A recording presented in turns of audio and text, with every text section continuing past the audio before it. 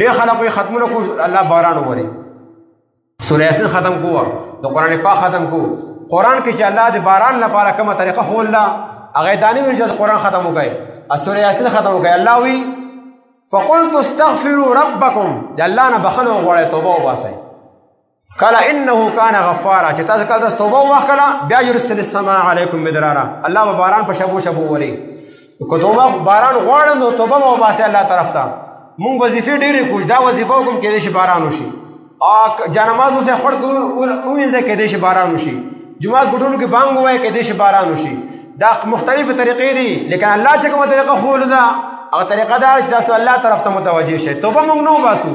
خپل ګناه منونه سره نه بل کس دا ګناهګار دی دی ګناهګار دی دی ګناهګار دی خلک ګناهګار دی خلک چې کوم دی سمیږي نه ځان ورته سم ښکاري نو اول لسانه به زه یم چې زه ګناهګار یم زه د الله طرف ته متوجه شم باقي هر کس به دغه سوچ کوي بیا به انشاءالله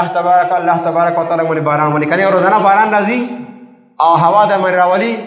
نقصان کوي او واپس لیږي څوک شته چې باران مونږ وري باران به اله وري وهو الذي ينزل الغيث من بعد ما قنطوا هغه ذات چې انسان کله مایوسه شي هغه تاسو باندې باران وري ينزل الغيث من بعد ما قنطوا وهو الولي الحميد کاساز هغه د کارونو جوړول والا هغه دی تعریفونو والا هغه دی لہذا دغه غواړي هغه تاسو باندې باران وري نو لہذا هر مزدرسو توبه ما وسره د مزدرسو دعا په کار ده چې اللهم اغثنا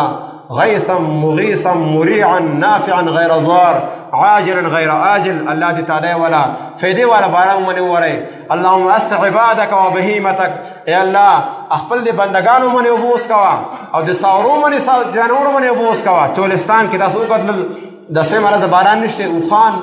پلان برادری مړه برادری ساوري چې کوم دې ګډان هغه مړه پراته دي انسانانو لپاره اوبه نشته دی موږ باندې خدای فضل له اوبه شته لیکن هغه ریګستانونه چې د هغو صرف او صرف د هغو د اوبو ذریعه هغه د باران اوبه دي